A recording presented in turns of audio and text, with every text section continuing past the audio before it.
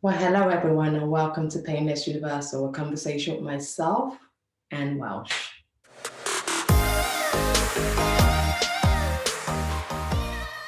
Today's conversation is one that is absolutely close to my heart as being a woman. And on International Women's Day, this my special guest talked very openly about the issues affecting women. She talked about the gender insult pain from social media, the trolls, and everything that we women are thrown upon. As she addressed this issue very openly, my special guest, who I'm absolutely delighted to have a conversation with today, is Her Excellency from the Republic of Namibia, Mrs. Monica Geigos. She's an entrepreneur, qualified lawyer, and has more than 20 years' experience in the financial sector. She was a co-shareholder and a managing director of the Namibia largest private equity fund for over a decade. Since 2015, she's taken on one of the most challenging and exciting roles at the same time as the First Lady of the Republic of Namibia. And she's working very hard with her One Economic Foundation on fighting the war on poverty and inequalities. Due to her extensive corporation experience, she's been a long-standing member of the high-level policy advisory boards, such as the President's Economic Advisory Council. But even what's more exciting about Miss Monica is Her Excellency is that she's appointed as a United Nations A Special Advocate for young women and adolescent girls, which is perfect fit for her One Economic Foundation and also the hashtag Be Free movement. She's received many awards, such as the Concordia Leadership Award and various international organization publication, has ranked her as one of African top 100 economic leader and one of the 100 most reputable Africans. Guys, if you haven't seen her post, she really shared an open story about her own challenges of dealing with the trolls and difficulty women face. Because whenever women are in any position of power, we'll always shine a light of why we question people, always question us. And sometimes the very people you think should be supporting you are the very people who are showing those negativity towards you. I'm absolutely delighted and honored to have Her Excellency from the Republic of Namibia, First Lady, Mrs. Monica Geigos with me. Please meet her. Well, hello everyone and welcome to Painless Universal, a conversation with myself and Welsh. Let's meet Her Excellency as she joins us on this conversation. Your Excellency, thank you so much for joining me. How are you? I'm great, Anne. I think you got to call me Your Excellency for the last time. I think from here you can comfortably call me Monica. Oh, thank you so much. You know what?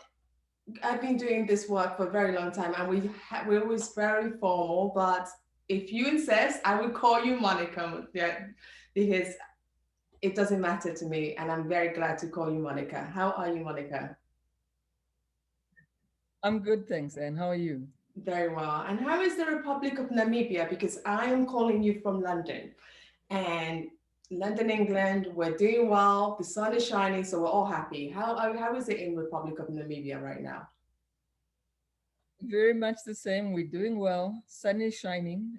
Anybody who needs to get vaccinated against COVID can be vaccinated. So we're getting the basics right. So we're doing well. Okay, that's good because I think that's the big concern. When you talk about the COVID, a lot of people are saying that so many people are reluctant to take up that vaccine. But I guess we'll leave that subject for another day because I one of the reasons we reached out to you is your very honest post about women on International Women's Day. So many women have experienced what you talked about so openly, and always people were very happy that someone in your position was so openly, to talk about it. before we get into that subject, can you tell us a little bit about yourself? Who are you, Monica? So I like to think that I'm an uncomplicated person. I was born in the far north Mm-hmm. of the country. I was raised in the far south of the country. Okay. And like most Africans, I came to find my economic livelihood in the urban center in the central region, which is the political head of the country, which is Windhoek, where I'm currently based. Mm-hmm. And I think that experience really helped me to understand diversity, to appreciate inclusion, and to rely on family, friends, my parents especially, for a strong sense of identity. And I think you're very much like I am, where many Africans like us, Yes. we deal with two worlds. We deal with a world where I'm sure whatever your elders call you isn't Anne. Yes. I'm not called Monica at home either.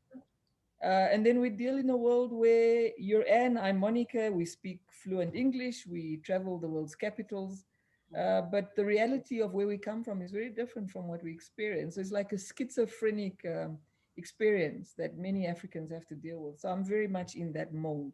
Mm. You really surprised me when I saw your background, your bio. You are a lawyer, you're an entrepreneur, and most importantly, you've been in the managing director of a private equity fund, and that's very unusual for a woman. I mean, I was in the banking world myself, but I didn't see a lot of women in that sector. That's very unusual for a woman in Africa to take that role. Why did you go into this, and who inspired you to go into this private sector? It was accidental. I was trying to pay off student loans, Yeah, and there was a vacancy at the stock exchange in my final year of law school. And so I thought, okay, I know nothing about stock exchanges. I need the money. Let me do this until I stabilize my loans and I go back to law. yeah. And I loved what I did at the stock exchange, and went up through the ranks. Eventually, I was responsible for all the listings. And not long after that, I moved to an investment bank. Loved what I did there. Also, very male dominated. Mhm. And while I was at the investment bank, we decided to mix our core skills and start the country's first private equity fund. And we managed to grow it into the largest private equity fund in the country. It's still doing very well. Obviously, I'm not managing director, but I remain a shareholder. Mhm. And with that, being very involved in the private equity scene, really understanding capital formation, I Mhm. was also very privileged to be able to provide a lot of high level policy advice, particularly to politicians. I was on the president's economic advisory council. Obviously, my husband kicked me off the minute he became president, but it's okay. And I tell you, Anne, I'm grateful for that experience Ah, because it really allowed me to observe how power operates as mhm. an observer. Yeah. But it also allowed me to see how people behave around power. Um, That's, and as First Lady, yes. I continue to have that piece of being the unobtrusive observer Mhm. in terms of how power operates, but also watching how people behave around power. And I often wish I could mentor more people because I really want people to think more about when you do have power one day, how will you wield it? And how do you behave when Mhm. you're around powerful people? And it's not just politicians who are powerful. It could be a powerful corporate leader, it could be a powerful traditional leader, it could be your mentor, former President Obasanjo, it Mhm. could be a powerful police chief, Yeah. it could be anybody. How do you behave around power, and how do you intend to wield power? Because everybody in their own small way Mhm. wields power. So that's been a very interesting place for me to sit. No, absolutely. And when you say that, actually, I think about it because you do actually start understanding people's behavior and power. And actually, that even leads me to my next question because with that strong role you had as being a woman in the private equity, building this big investment fund for the country, and now all of a sudden you're the first lady of a country. How did you trust, go across from one end to the other? And how did you utilize the skills you learned? Because obviously, you're now, people are looking at you on a different view. They're not looking at you as the lady before. Now they're looking at you on a different lens. How did you go from one end to the other? And what lessons did you learn as you're going through this process? So my first biggest lesson was that I couldn't believe, I struggled to process this role of First Lady because, and you must remember, I've held many positions of merit and got merit awards, all of that stuff. But all of it was exactly that. It was merit based. So I earned and worked for every position I've ever had. Yes. And this was the first time I had a position and title which I didn't earn. All I did was marry a man who became president. Mhm. Um, so if there's a definition of unearned privilege, it's probably the role of First Lady. And I thought, fine, you here now, you have this unearned privilege. What do you do with it? Mhm. And that's how we started thinking about the work that we would do. And one thing I'm grateful for my previous life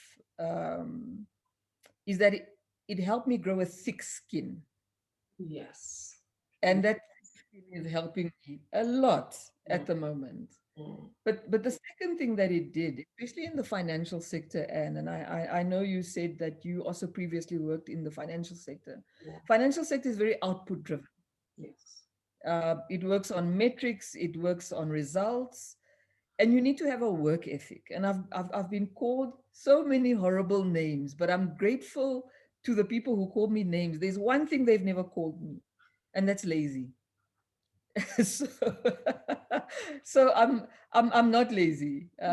So what I do is I put my energy levels into really, in my previous life where I looked at and I focused on capital returns, I really focus in this life on social returns. So Mm, I take all the teachings that I've built in terms of how to manage third party capital, yes. and I use those teachings to raise capital or investment or donations, whatever you want to call it. I look at it as investment, Mm, to manage that investment prudently and apply it for the highest social return that I can find. So that's really how I figure out my work. oh my goodness. Investment return and social capital return and social return. It's not something we tend to look at. You could have a role, and what you've just really summarized is that it doesn't matter what role you are, it's how to take the good out of that role and implement it in the other role. And I think you've done this marvelously well with what you're doing. And it's just, oh gosh, I really would have to really repeat what you've just said, because that is such an unbelievable way of looking at it. Yes, you are First Lady, but I've taken my knowledge from what I've built over the years to now where I am now. But that Yes. leaves my question. You even said it yourself. There are very few women in this field. What, why do we women, before we even go to the insult, because why do we women, why are we not bold to take on roles like you did previous in your previous life? What stops us from wanting to achieve more? I think the barriers that stop us are structural. And when we look at the costs, the personal costs Mm, that is often required to assume these roles, I think the decision for many is that it's not worth it. yeah. And I think it's incumbent on all of us to remove these structural barriers where women think it's not worth it. Yeah. So I fully understand a woman deciding, I don't want to be amongst sharp elbows. I don't want to hear insinuations and insults. I don't want to be constantly undermined. I don't want to be passed over for promotions. I don't want to be talked over in meetings. And I'm tired of the disrespect at work. I go home, it's disrespect. I go into my community, it's disrespect. There's only that much disrespect you can actually put up with. Yes. So I think we So to me, it's not about why women are not participating. It's about what's stopping women from effectively participating. So, and I know you've been through what I've been through, and there is a price to pay. Mm. And I don't judge those who've consciously decided, I'm Mm. not prepared to do this. Yes, yeah, it's true. It takes a strong mind. It takes a strong soul because there's especially if you have the kids, especially if you want to be on that top of that ladder, it takes a lot of sacrifice. And as a woman, you have to be prepared to really have that thick skin, or else you just have to. It will be difficult. And that brings my question to, what is it like being a first lady? What is it like? Can you hear me? It's very much, it's very much like being a Black African woman, where you are constantly needing to remind people that I'm a human being. Hmm. I'm not a number. I'm not just a spouse. I'm a person. I've got a brain. I can think. I can talk.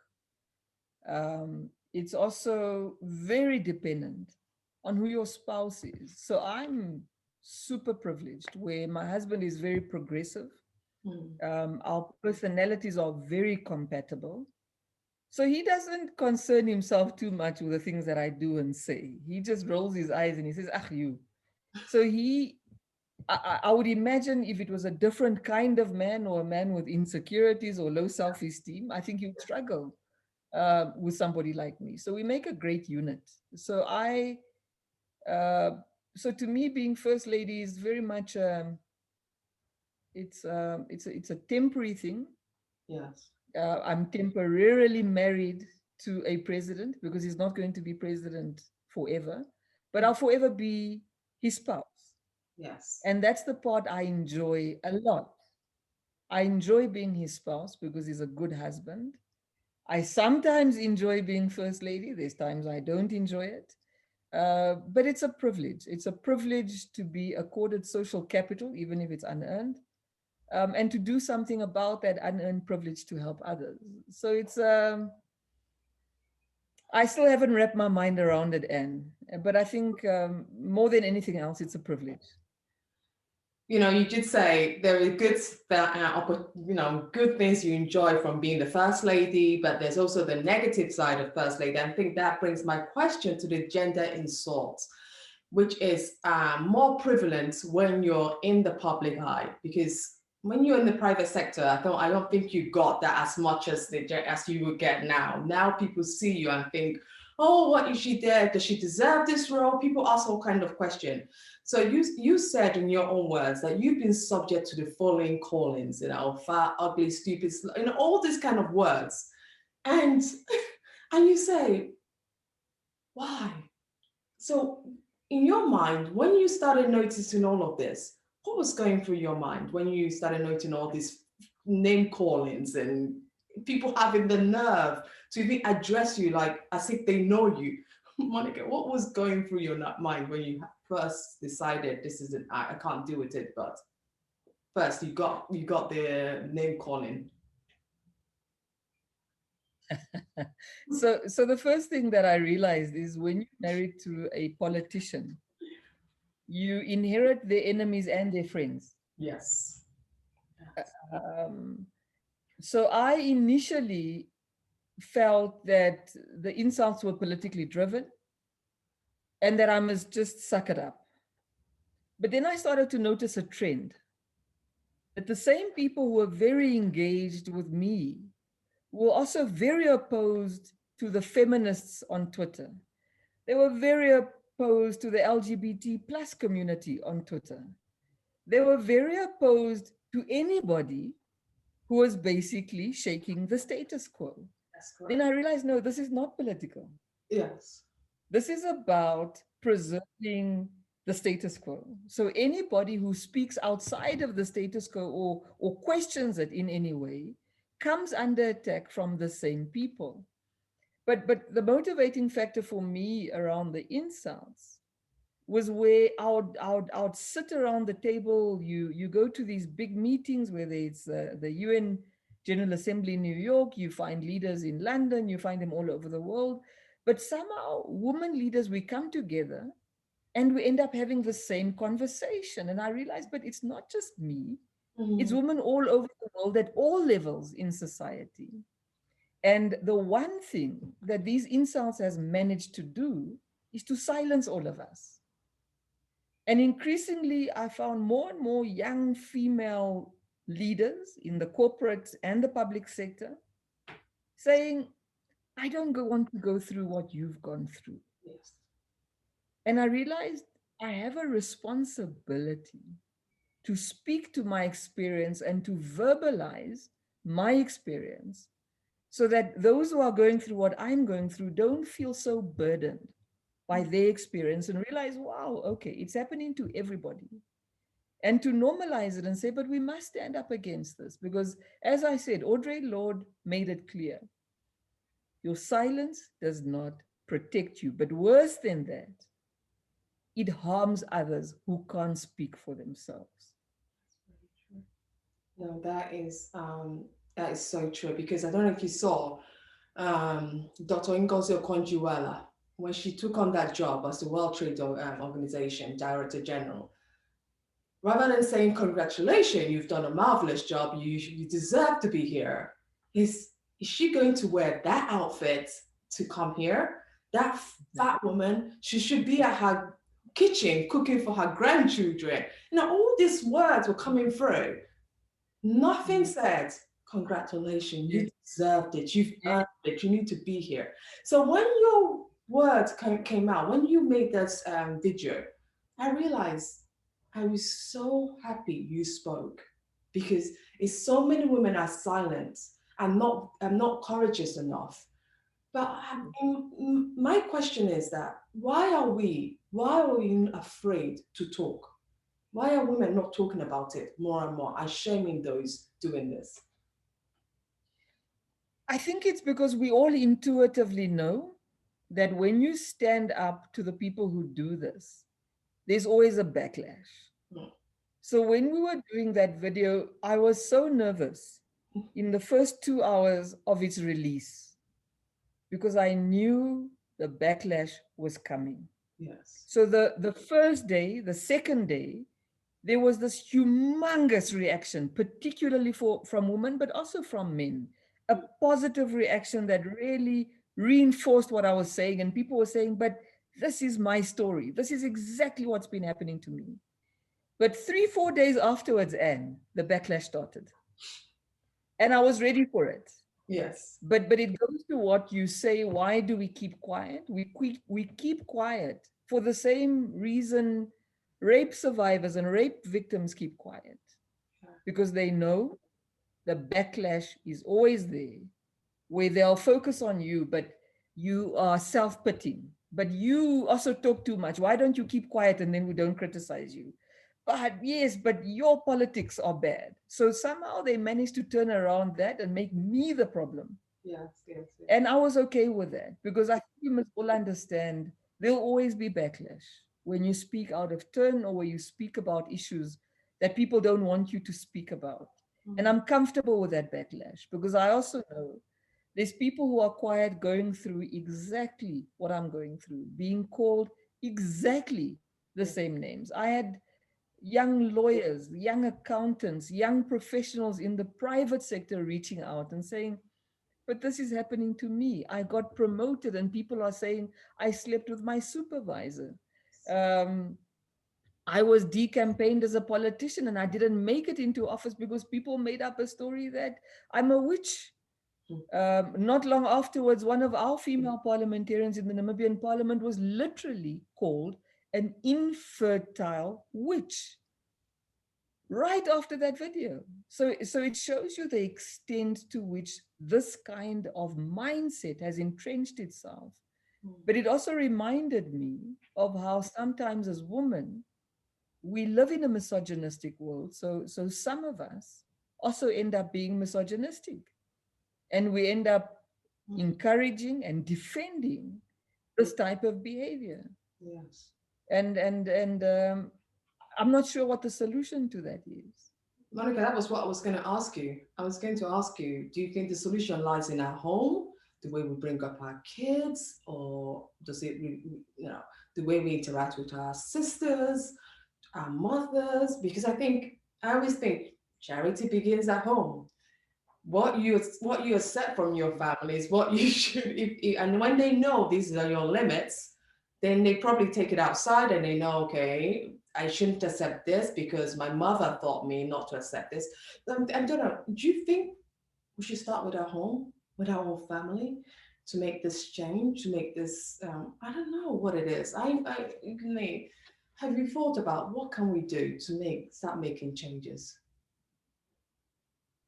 So I think the issue is so multidimensional that yes, the home is a starting place, but it goes further than that. It goes to representation. It's so important for us to see a Dr. Ngozi at WTO.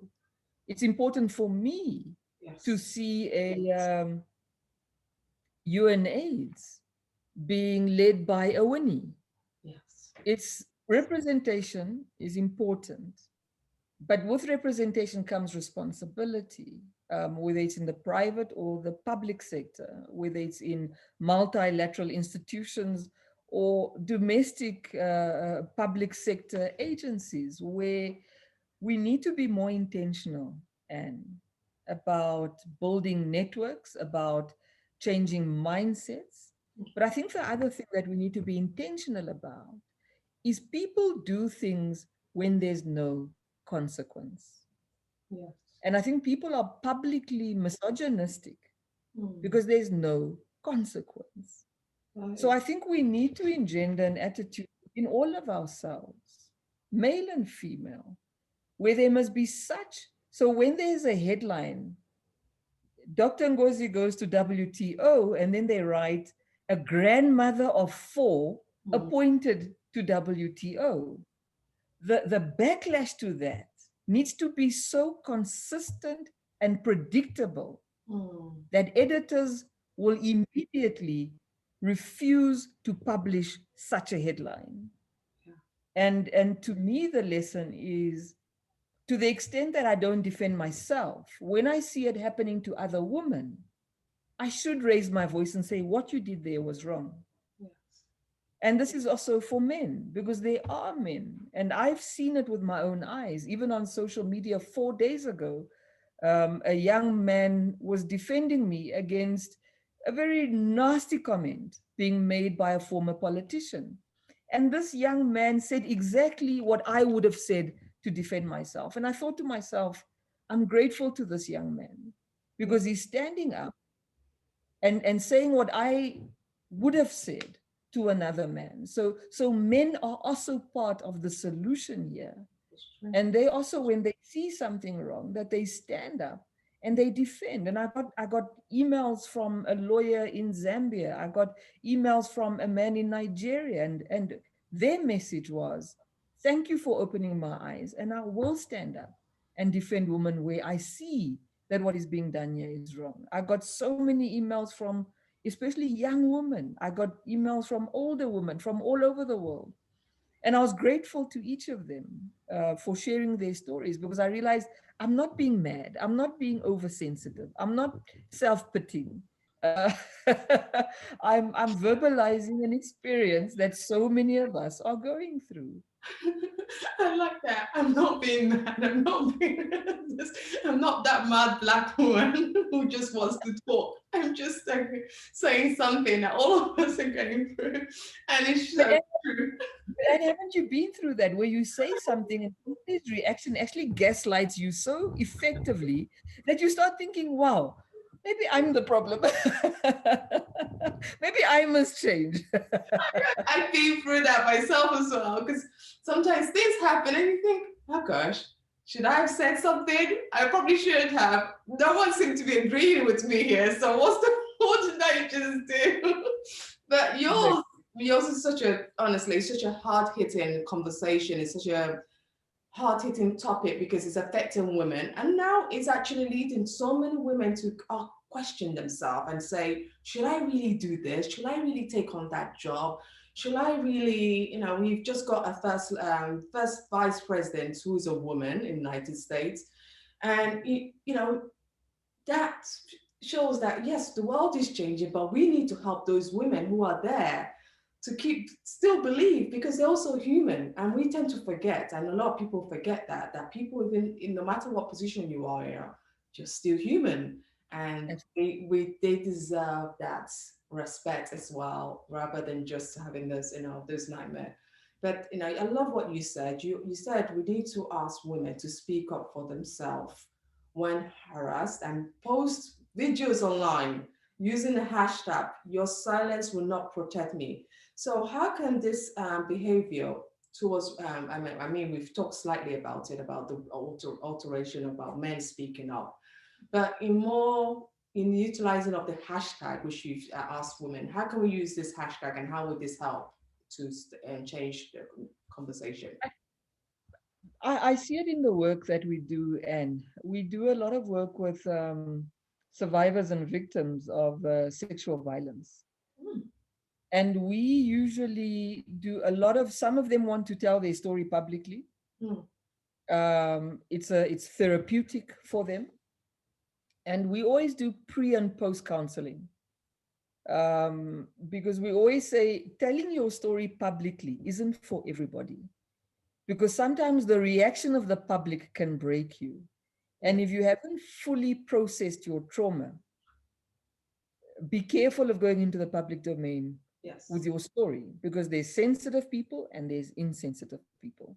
So we normally prepare people for backlash, and we do it through a network that helps people deal with trauma. And that's very much how I see the women's movement of, we need to deepen our network. We need to extend it. I know that leaders like President Ellen Johnson Sirleaf, she's got this fantastic foundation called the Amujay Foundation that's doing some unbelievable work incapacitating female leadership on the African continent. I know that Julie Gillard, the former Prime Minister of Australia, and Dr. Ngozi have written an amazing book called Women in Leadership, where they've interviewed women like Hillary Clinton, like Joyce Banda, the former president of Malawi. And I think these type of initiatives need to really filter down to all levels of women, because whether you're a former president, a US vice president, a president of Tanzania, a president of Ethiopia, a lot of your experiences are very similar to the managing director of a private equity fund in a country like Nigeria or Namibia. Yes. And our experiences are very similar to a candidate legal attorney um, in smaller countries or bigger countries. So we also all need to take the responsibility, and No, to, absolutely. to share our lessons honestly. Yeah, I no. think we're very good about talking about our big achievements. I ran the biggest private equity fund in the country. I sat on the President's Economic Advisory Council. I have my national honors in service of my country for economic development. I'm very good at that. But I'm not so good at telling people honestly what I've actually been through. And I think I need to share my story more, and I do, with young people, with female leaders, so that they don't make the mistakes that we go through, or that we tell them in retrospect, this is how I should have handled that domineering chairman that I needed to deal with in the first 10 years of my career. Or if I could do something differently, I would have spoken up against sexism earlier, but I didn't. So we need to start forming durable, inclusive networks where we share experiences, give real life examples of how to deal with real life issues. Yes, no, Monica, you are spot on that. I think the more we share experiences, because I also look at my mother, for example, when I'm going through challenging time and I ask my mother, she's like, I've been through this before. As your mother, I will tell you, don't do it this way, because why would you let history repeat itself? I've had this damages from doing this that way. So why do you want to go about this way? And I really say, I must agree. I've learned so much when I listen to her, because I know sometimes it's difficult. You're like, oh, why are you listening to this person? What do they know? But when you try and make that mistake again, she's like, I told you so. I told you it's just going to happen this way. So it's so important when we share a story. And if we're willing to listen to that person telling the story, we will learn so much. And it just makes life a little bit easier for the next person coming up. And they just move themselves through. And, but let's not even stop there, because you are doing an amazing work in your country. As much as you're doing this, you spoke openly on International Women's Day about the troll. I don't think that should take away from the positive things you're also doing for the country as well. Because one thing, you're sharing your story, helping other people, but you also on the UNA's, you're changing the AIDS conversation in your country and saying that, yes, we have the AIDS pandemic, but let's see what we've done. How challenging has that work been? So Namibia has had exceptionally strong political leadership on HIV. So we've managed to halve our HIV numbers in the space of a decade. Namibia is one of the few African countries that funds the majority of its HIV response domestically. Yes, there are partners like PEPFAR who are doing fantastic work, but fundamentally, we've taken ownership of our HIV response. We one of the few countries who've already exceeded the 90-90-90 targets of UNAIDS. As a matter of fact, now we're chasing the 95-95-95 targets. And so as a country, we're doing very well.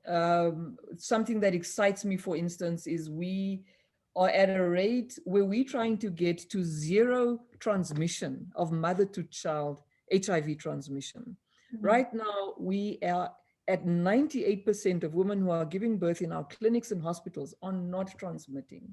What that means is we've only got 2% left to get to zero.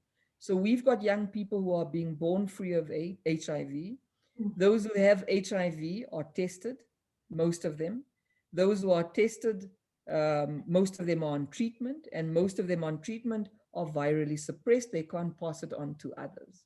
So we're doing exceptionally well, but even though we're doing so well, and we remain a country with one of the highest HIV disease burdens in the world. We're the 5th highest. And what we need to get right is we almost there. We can see the finish line, but there's this little stubborn 5% that we're not getting to. And that 5%, if we don't get it right, it's going to take us backwards. And COVID is already taking us backward. It is undermining these humongous gains that we've made. And I felt that because HIV disproportionately affects women, particularly rural Black women, particularly adolescent girls and young women, I'm almost obliged to add my voice to the incredible leadership that I found there to make sure that we get to this last mile and that we close this gap so that we can have a country by 2030 where babies are being born free of HIV, adolescents are not contracting it in their adolescent and young woman age, and those who do have it are virally suppressed and are on good treatment, they are healthy, they're productive, and they're protected for the very complex implications of an HIV epidemic where it's not treated. So we're very close to reaching epidemic control. And I'm playing a very small part in making sure that we maintain our momentum and that we inch closer and closer to the finish line. I can't not ask about your hashtag Be Free, with your One Economic Foundation. That was really unique. Be Free, what was that? How did that come about? Because you're doing amazing work with that foundation. I was reading what you do, and the Be Free one is really the one that stood out for me. So what's that all about? So Be Free, you can see I'm already smiling from ear to ear. I love what Be Free is doing, but I also love how young people who are part of Be Free have really chased me away from the conversation, and they've taken ownership of it, and it's their thing. So what Be Free is about is we initially wanted it to be about HIV. And young people were very clear to me to say HIV is not our only problem. We've got intersecting problems. Yes. And we don't just want to be free of Mm. HIV. We also want to be free of dysfunctional parenting. We want to be free of mental health challenges. We want to be free of reproductive health shaming. Yes. We want to be free of bullying, of substance abuse, of low self-esteem. So we decided you have a point, and we're going to run a program that helps young people to be free of whatever holds them back. Mm. And that's what we're focusing on. So we always try and be helpful when there's difficult conversations, especially about reproductive health, especially in our continent where our traditional beliefs, our religious beliefs Yeah. often clash with what the right thing is Yeah. around reproductive health.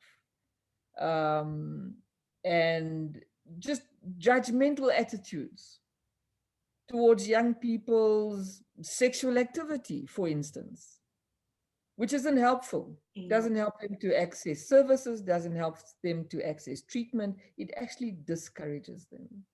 um, Judgmental attitudes around sexual violence. What were you wearing? What were you doing at his flat in the middle of the night? Mm. Judgment about people's sexual identity, just pure homophobia at the crassest level Mm. that which I find as a Black woman difficult to accept because I've been on the receiving end of hateful attitudes. Yes. So I never want to be on the other end of a hateful attitude towards somebody else, Mm. especially over an issue that they don't have control over. So the essence of Be Free is non-judgment. Um, I don't even want to say recognizing the humanity of others because that's also dehumanizing. Anybody who has to remind you, I'm also a human being, means you've dehumanized them. Mm. And letting young people lead those conversations, and we go back Mm. that my office has no budget, but we managed to fundraise from the private sector Mm. and from people who otherwise would not push money into certain areas. Mm. So we have really focused on fundraising for areas where we know it's almost impossible for this area to find funding in, and making sure we connect that funding with people who we know are grassroots driven and doing exceptional work in their communities, but can't access that funding. So we look at ourselves as a bridge connecting the powerless to the powerful and connecting funding to those who can't access funding but are doing exceptional work. So we see ourselves as this interconnector.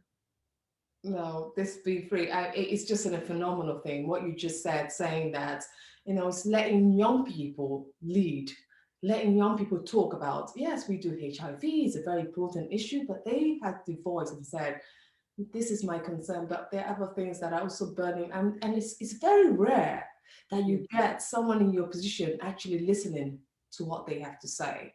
Because always people come with their own objectives. This is what I want to achieve.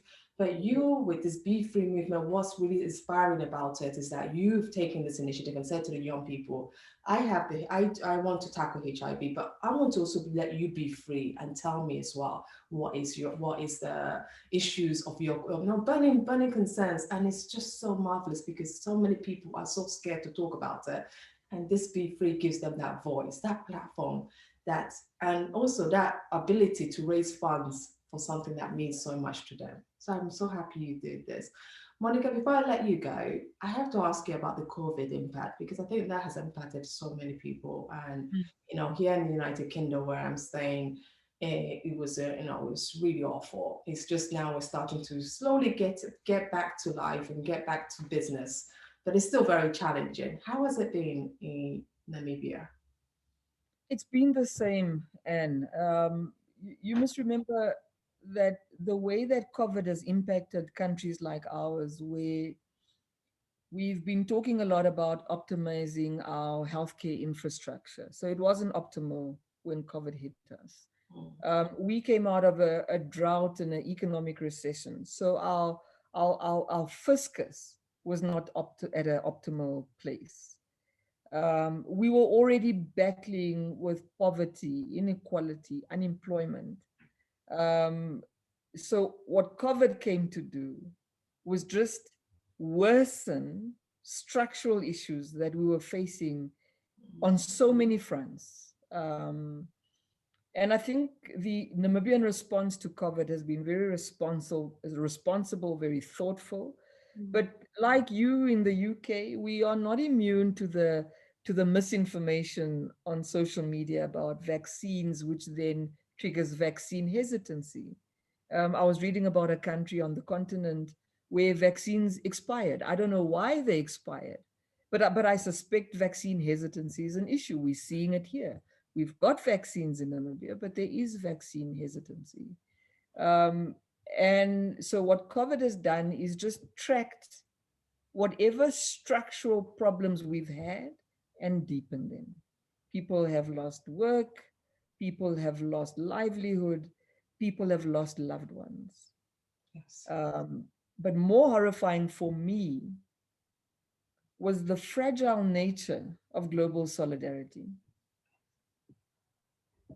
It has shaken me to the core because it's something you suspect, it's something you read about, it's something that if you're interested in developmental economics, you know about, but it's difficult to witness it happening in real time where it's every nation for themselves.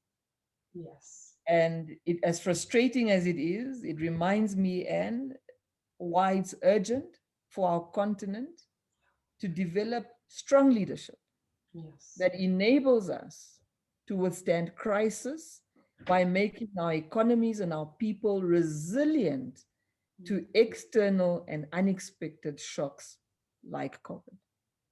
So that's a big reminder to me. Something else that COVID has really shown me and which I'm concerned about, and which we saw in the HIV response, is that human beings are still not above stigmatizing people who fall ill during pandemics. Yes. So COVID has been hit by the same stigma that we saw with HIV. Yes. But more than that, Anne, and something I don't think we speak often enough, is the mental health challenges around COVID, the increased level of anxiety, the existential crisis all of us went through during lockdowns of what am I actually here for? What is my actual purpose on this world if life is so cheap? And I think that part of the COVID pandemic is still going to hit us more than what we realize. So to me, it's also African governments putting more money into social welfare, into mental health issues. You talk about President Obasanjo, he's your mentor. I assume you're Nigerian. Yes.